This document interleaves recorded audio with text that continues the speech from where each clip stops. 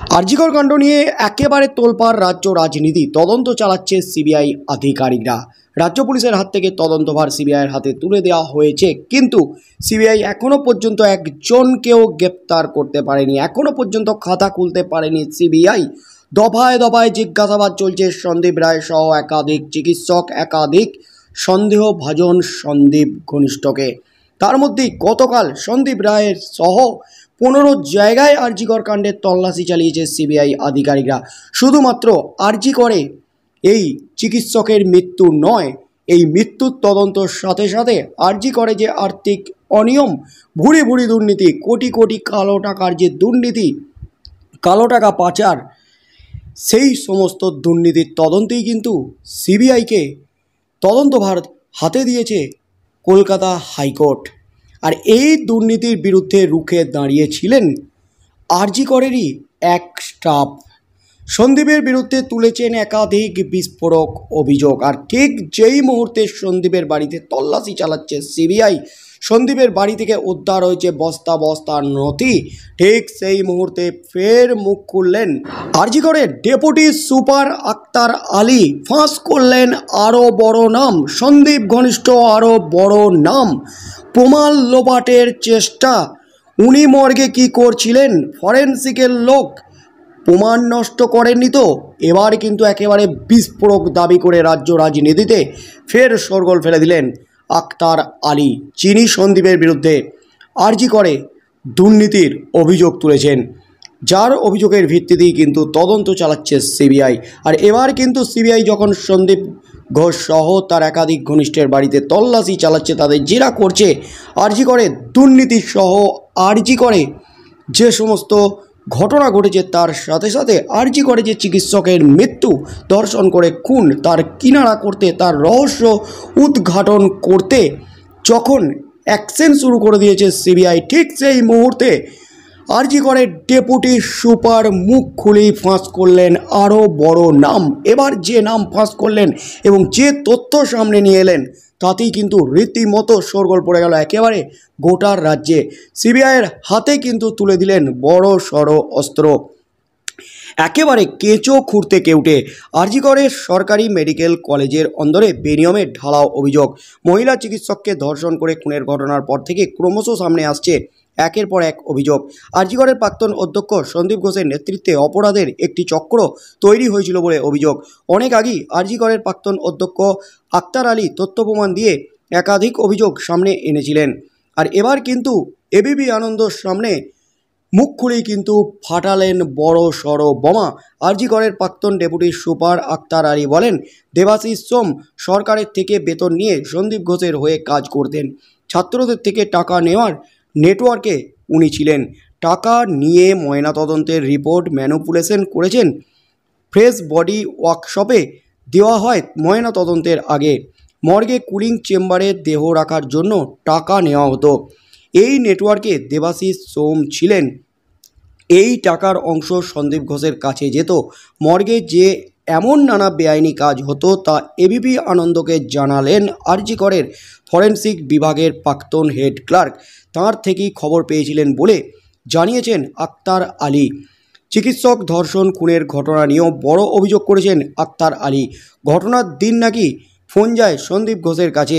দেবাশিস সোম, যিনি এখন West Bengal health recruitment বোর্ডে রয়েছেন, তিনি নাকি ফোন করেছিলেন। তিনি আরজিকরে কী করছেন, ঘটনার দিন কেন এতবার ফোন করেছেন, প্রশ্ন আক্তার আলীর। ঘটনার পরে মর্গে ছিলেন দেবাশিস সোম, এমনটা অভিযোগ আক্তার আলীর। মর্গে তিনি কী করছিলেন? আরজিকরের প্রাক্তন ডেপুটি সুপার আক্তার আলী, তাঁর আশঙ্কা উনি ফরেন্সিক মেডিসিনের লোক, উনি তথ্য প্রমাণ লোপাট করার জন্যই এই কাণ্ড করেননি তো? প্রমাণ নষ্ট করেছেন এমন নয় তো?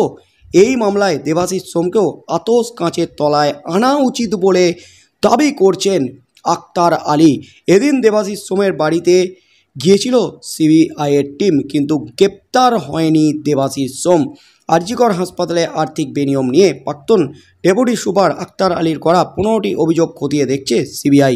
এর মধ্যে রয়েছে সরকারি অর্থের অপচয়ের অভিযোগ, স্বাস্থ্য ভবন এবং কলেজ কাউন্সিলের অনুমতি ছাড়া সরকারি সম্পত্তি বিভিন্ন ব্যক্তি বা সংগঠনকে দেওয়ার অভিযোগ, খাবারের স্টল, ক্যাফে, ক্যান্টিন, সুলভ কমপ্লেক্সের মতো জায়গা টেন্ডার না ডেকেই বন্টন করার অভিযোগ, হাসপাতালে কাজের টেন্ডার দেওয়ার স্বজন পোষণের অভিযোগ রয়েছে।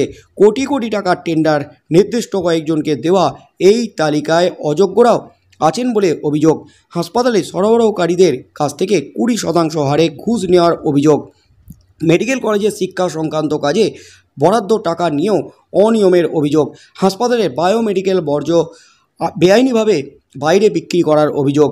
কলকাতা পুরসভাকে ফাঁকি দিয়ে বিভিন্ন বেনামি ব্যবসা চালানোর অভিযোগ। হাসপাতালে চুক্তিভিত্তিক কর্মী নিয়োগে দুর্নীতির অভিযোগ। জিম এবং নিজের চেম্বারের সৌন্দর্যায়নের জন্য কোভিড ফান্ডের অপব্যবহারের অভিযোগ।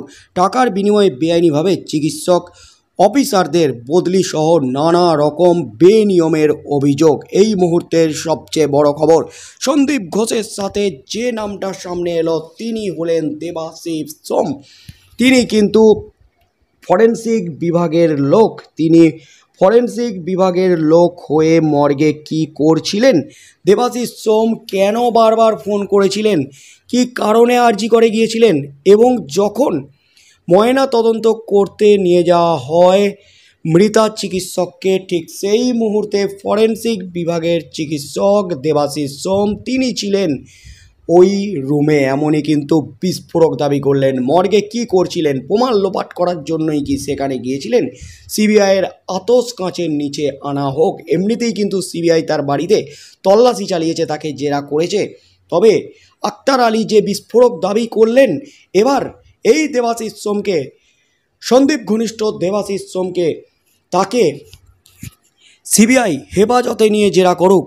সন্দীপ ঘোষ এবং দেবাশিস সোমকে মুখোমুখি বসিয়ে জেরা করুক। একেবারে বিস্ফোরক চাঞ্চল্যকর তথ্য। একদিকে যেমন চিকিৎসক খুনের ঘটনায় সামনে নিয়ে এলেন, রহস্য যেমন বাড়িয়ে দিলেন আক্তার আলী, সিবিআইয়ের হাতে একেবারে মেন অস্ত্র তুলে দিলেন, ঠিক সেই মুহূর্তেই কিন্তু আরও বিস্ফোরক অভিযোগ। দুর্নীতি নিয়েও কিন্তু ফাটালেন বড় সড়ো বোমা, সিবিআইকে দিলেন বড় সড়ো ক্লু।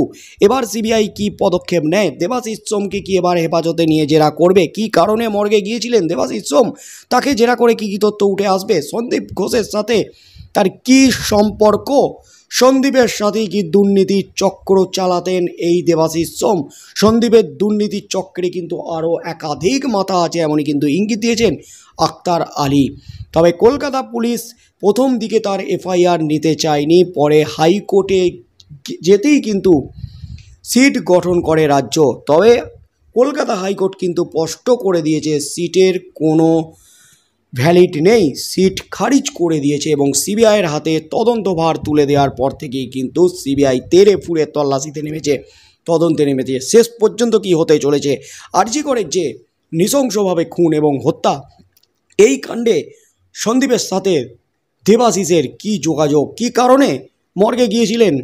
যে অভিযোগটা করলেন, যে দাবি করলেন আরজি করে ডেপুটি সুপার আক্তার আলী, তারপর সিবিআই এই দেবাশিস সোমকে এবং সন্দীপকে জিজ্ঞাসাবাদ করে কী কী তথ্য উঠে আসে? সত্যি কি মেন অপরাধী সিভিক ভলেন্টিয়ার সঞ্জয় রায়? তিনি কিন্তু বিস্ফোরক দাবি করেছেন তিনি কোনো খুন করেননি, তিনি ধর্ষণ করেননি, তিনি ঘটনার পর শুধুমাত্র দেখতে গিয়েছিলেন। তাই সত্যিই কি সে অপরাধী, নাকি সিবিআই তদন্তে উঠে আসবে বড় সড়ো নাম?